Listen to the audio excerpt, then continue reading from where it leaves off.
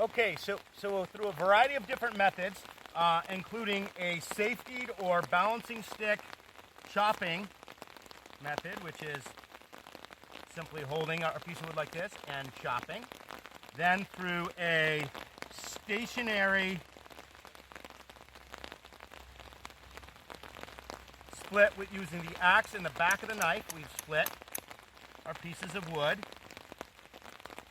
into very small but incrementally larger pieces, even to the point where we just use the knife like this, always keeping our hand away, or taking the tip of the knife, placing it into the grain of the wood, rolling back, and then twisting the knife to pop out a piece like that. We have a bunch of different sizes of wood. Now that wood is underneath my hat right now because it's pouring rain, which will maybe make the video a little more difficult. But first thing we need to do is take these pieces of wood from the same original birch piece or whatever the type of wood you have, and we're going to make a platform. The platform's going to keep our fire off the ground, the wet ground in this case, and also ensure that we have airflow coming up from the bottom of the fire, which is going to fuel it. Okay? Like so. Now, I'm going to have to work real quick. Pick up my jacket and the hat, and the first thing I'm going to do is very lightly fluff up my smallest shavings. And I usually have these in nice, neat little piles, but I don't right now because they all had to go underneath my piece of wood. This is a fuzz stick, which we're going to use today because it's so gnarly. All from that one piece of wood. Then I'll go to my next matchstick, make sure there's lots of air, size pieces of wood, and build that teepee.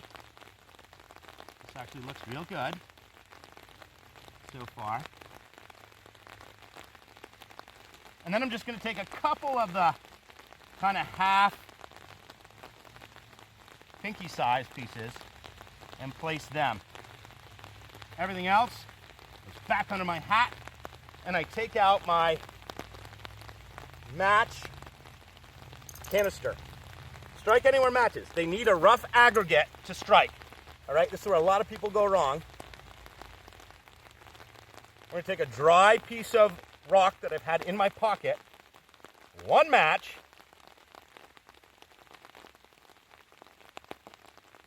close our matches because I have to keep them dry. Hopefully nothing lands on my match. Strike it on the piece of rock, turn it upside down, and begin lighting our tinder.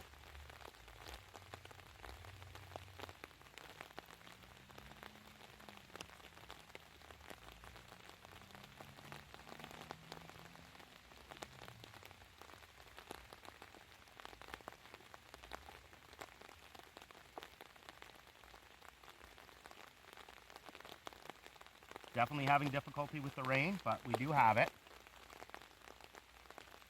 And just add another match just because I can. Normally I would not have to do that, but it's pouring.